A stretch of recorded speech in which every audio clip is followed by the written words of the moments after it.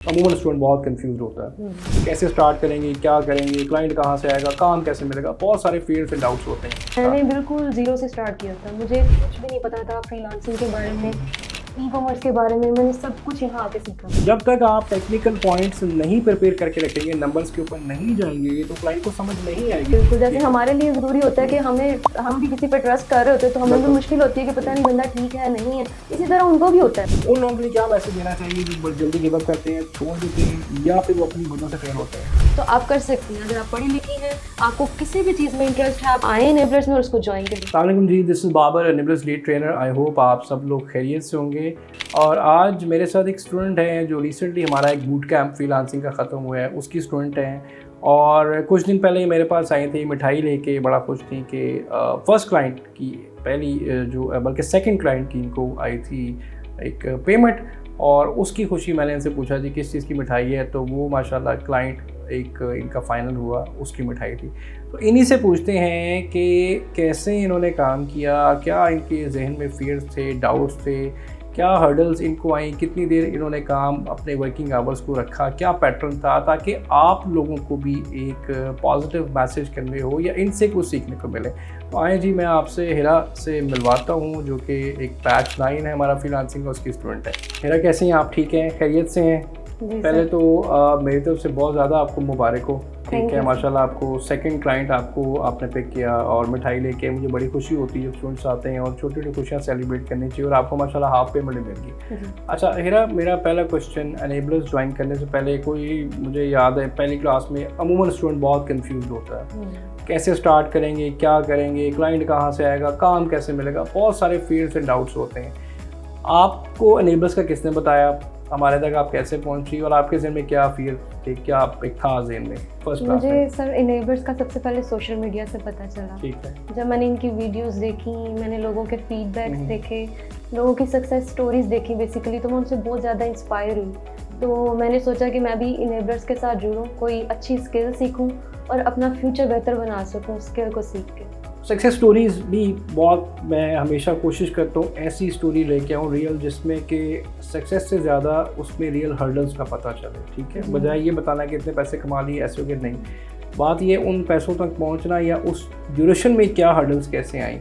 मुझे ये बताएं, आपका ओवरऑल जो एक्सपीरियंस रहा क्लास 1 में, मुझे याद है पहले बड़ी कन्फ्यूजन थी, तो ओवरऑल आपका एक्सपीरियंस कैसा रहा थ्रू आउट एनेबलर्स की जो भी क्लासेस चली, सपोर्ट क्लासेस, वो आपका सारा सफ़र कैसा रहा यहाँ पे हमारे साथ? मैंने बिल्कुल ज़ीरो से स्टार्ट किया था। मुझे कुछ भी नहीं पता था फ्रीलांसिंग के बारे में, ई कॉमर्स के बारे में। मैंने सब कुछ यहाँ आके सीखा, ज़ीरो से स्टार्ट किया। आप हमारे ट्रेनर थे, आपने मुझे बहुत ज़्यादा सपोर्ट किया।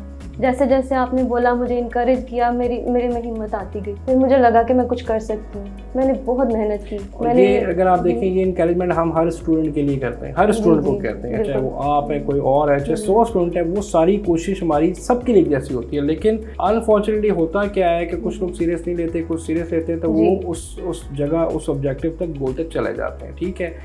अच्छा, आपके ज़हन में क्या था, क्लाइंट मिलेगा नहीं मिलेगा, कुछ इस तरह माइंड में था आपके? जी, मुझे लगता था कि मुझे अभी टाइम लगेगा। मुझे ना क्लाइंट के बारे में ज़्यादा टेंशन नहीं होती थी। मुझे टेंशन इस चीज़ की होती थी कि मैं अपनी पहले स्किल को इन्हांस करूँ, मैं उस पर अपनी ग्रिप अच्छी कर लूँ, स्ट्रॉन्ग कर लूँ, उसके बाद मैं क्लाइंट की तरफ मूव करूँ। मैंने ज़्यादातर काम अपनी स्किल पे किया। मेरे क्लाइंट से बहुत ज़्यादा क्लाइंट से बात नहीं हुई।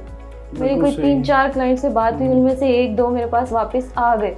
क्यों? क्योंकि मेरी स्किल बहुत अच्छी थी, मेरे उस पर बहुत ज़्यादा कंट्रोल था। मेरे साथ उनका इंटरव्यू हुआ, मैंने 2-3 इंटरव्यू दिए उनको, उन्होंने मुझे सिलेक्ट किया, उनको मैंने अपने काम से गो थ्रू करवाया। मीटिंग्स हुई, 2-3 मीटिंग्स हुई, जिसमें मैंने उनको सारा अपनी जितनी भी मैंने फाइल्स बनाई हुई थी दूसरे क्लाइंट्स के लिए, अपने लिए, जो हमने असाइनमेंट्स बनाई होती थी, उनके साथ मैंने उनको गो थ्रू करवाया। तो मुझे ये बताएं कि ये क्लास में आपको हर चीज़ बताई जाती है कि क्लाइंट तक कैसे जाना है, काम कैसे करना है, सबसे इम्पॉर्टेंट चीज़ जो स्टूडेंट, हमें एक चीज़ सिखाई जाती है क्लास में। एक स्टूडेंट एक मुझे बताएगा, आपको असाइनमेंट्स रेगुलर मिलती रहेंगी, ठीक है। वो असाइनमेंट्स, मेरा मानना ये है कि बड़ा इंपॉर्टेंट रोल प्ले करते हैं किसी भी क्लाइंट तक जाने में। जब तक देखें क्लाइंट क्लाइंट को आप नहीं बताएंगे कि अगर आप एक स्किल की बात करें, एग्जांपल लेता हूँ, प्रोडक्ट हंटिंग है, लिस्टिंग है, कोई भी स्किल है, सोर्सिंग है, जब तक आप टेक्निकल पॉइंट्स नहीं प्रिपेयर करके रखेंगे, नंबर्स के ऊपर नहीं जाएंगे, तो क्लाइंट को समझ नहीं आएगी। वो ये समझेगा सिर्फ आप बातें करें। जब तक मैंने ये बताया कि इंटरनेशनल क्लाइंट्स को जब तक एक आप अच्छी पावरफुल प्रेजेंटेशन नहीं देते तब तक उनको समझ नहीं आती कि वाकई आपको काम आता है। रिस्क होता है ना, देखें आपको भी किसी ने चांस दिया, रिस्क लिया, ट्रस्ट किया आपने, अब आपका काम है कि उसको उस लेवल तक लेके जाएं कि वो उसको उनको पता चले कि वाकई आपने अनेबलर से पढ़ा है और जिस तरीके से आपको पढ़ाया गया वो सारी चीज़ें आप इम्प्लीमेंट प्रैक्टिकल वर्ल्ड में करें। ठीक है, एक और बड़ा इंपॉर्टेंट क्वेश्चन अक्सर मेरे पास आता है स्टूडेंट्स का, कितना टाइम आपकी डेली रूटीन में, आप हाउसवाइफ भी हैं, ठीक है, जी। आपकी डेली रूटीन में घर की सारी चले काम होते हैं बहुत सारे, उसके बाद इसको कितना टाइम आप डेली देते हैं? तो देखें, जब आपका एक मकसद होता है ना, एक गोल होता है कि मैंने उसको अचीव करना है, आप सोचते हो, आप हर रोज सोचते हो कि अपने गोल को सामने रख के कि मैंने अपने मकसद तक पहुंचना है, मैंने शुरू क्यों किया था, तो फिर आपको ये चीज़ें मुश्किल नहीं लगती, फिर आपके लिए ये इजी हो जाता है।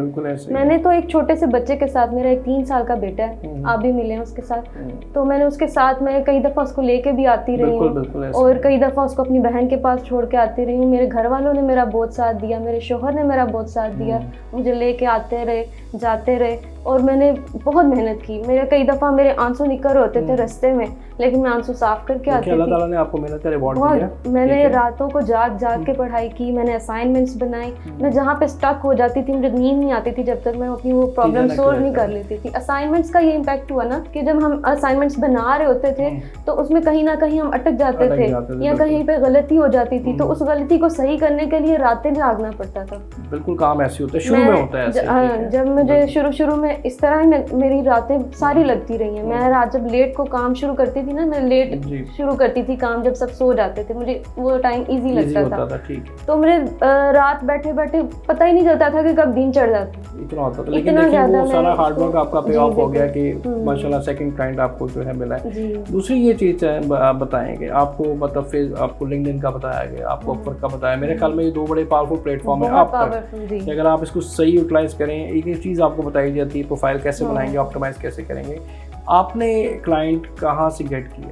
मैंने लिंक्डइन से क्लाइंट गेट किया। कैसे किया? आप वहाँ पे क्या कोई पोस्टिंग करती थी या कोई कमेंट्स पे आंसर करती थी? मैं पोस्टिंग भी डेली करती थी और आंसर्स भी करती थी कमेंट्स पे, और कुछ लोगों को मैंने मैसेजेस भी किए जिन लोगों ने पोस्ट लगाई होती थी कि वी आर हायरिंग, उनको आपने मैसेज किया। कितने लोगों को मैसेज किया, तो कितने उसके बाद आपको रिस्पांस आया? सर आप इससे चाहे लक कह लें या कुछ भी कह लें, या मेरी स्किल अच्छी थी या मेरी कम्युनिकेशन स्किल अच्छी थी, जो कि मेरी 2-4 लोगों से बात हुई और उनमें से ही मुझे। अब इसमें लक भी हो सकती है, लेकिन पीछे जो आपने मेहनत इतनी ज़्यादा की उस चीज़ सीखने को, उसका भी इम्पैक्ट पड़ता है। मुझे लगता है कि जो हमारा बिहेवियर है ना, वो बहुत ज़्यादा काउंट करता है इस चीज़ में, क्योंकि अगर आपके पास कोई क्लाइंट आया है, आप उसको आपका बिहेवियर उसके साथ बहुत अच्छा है, तो वो ज़रूर वापस आते हैं। और मैंने हमेशा एक चीज़ बड़ा उस पर जोर दिया है, कभी भी क्लाइंट के साथ पैसों की बात फौरन ना करें। मैंने नहीं की, मैंने आपकी इस चीज़ को बहुत ज़्यादा पेन पॉइंट समझें। कुछ काम 10 दिन फ्री भी करना पड़ता है, कर दें, एटलीस्ट उसको भी ट्रस्ट हो। देखिए आप यहाँ रिमोटली काम कर रहे हैं, वो कहीं और बैठे हैं, तो एक ट्रस्ट डेवलप होना बड़ा ज़रूरी है, बजाय कि आप पहले दिन ही इनसे कह दीजिए इतने पैसे दे दें, ये कर दें। जी बिल्कुल, जैसे हमारे लिए ज़रूरी होता है कि हम भी किसी पर ट्रस्ट कर रहे होते हैं, तो हमें भी मुश्किल होती है कि पता नहीं बंदा ठीक है नहीं है।